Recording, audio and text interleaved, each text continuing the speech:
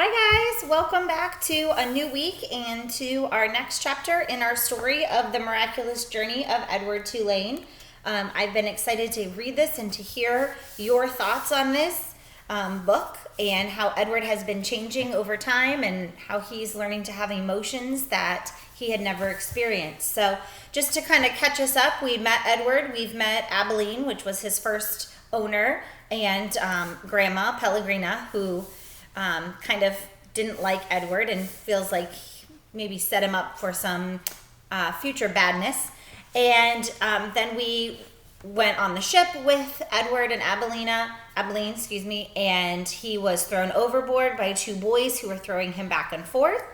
After a few days at sea, 147, he was picked up by two fishermen who then took him home, and his wife Nellie turned Edward into a girl and has been talking with Edward, and Edward has started to enjoy the conversations for the first time, and he's seeing the stars, and he's really kind of enjoying it. But we ended with the thought that their daughter was going to come for a visit, and I kind of had a feeling that meant there was a change in our story going to happen. So today we will see what happens when Lawrence and Nellie's daughter comes for a visit. So today's chapter is chapter 10.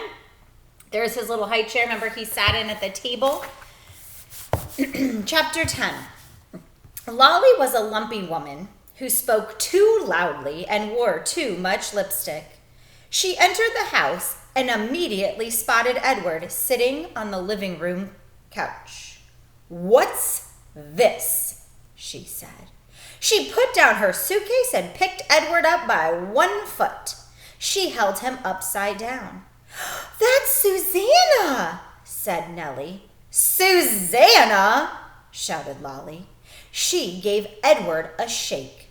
His dress was now up over his head and he could see nothing. Already he had formed a deep and abiding hatred for Lolly. "Your father found her," said Nellie. "She came up in a net, and she didn't have no clothes on, so I made her some dresses." "Have you gone skivvy?" shouted Lolly. "Rabbits don't need clothes." Well, said Nellie. Her voice shook.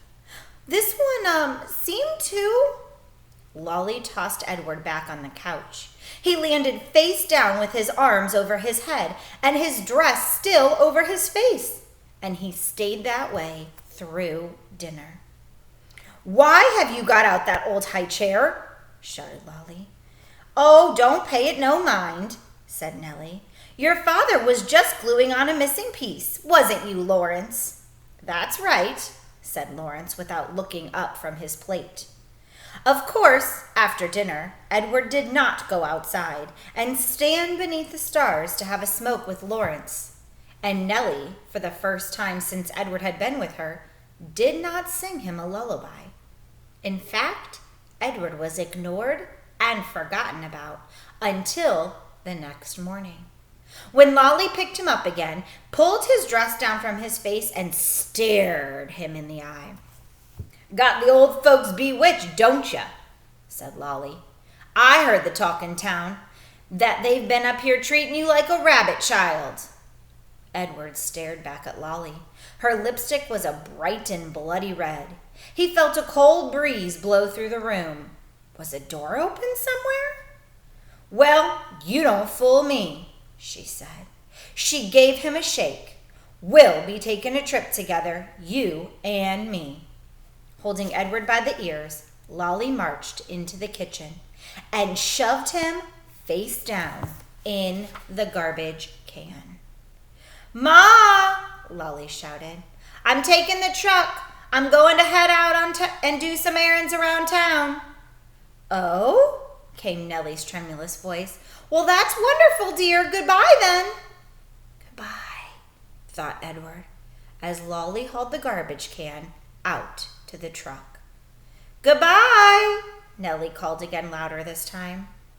Edward felt a sharp pain somewhere deep inside his china chest. For the first time, his heart called out to him, and it said, 2 words.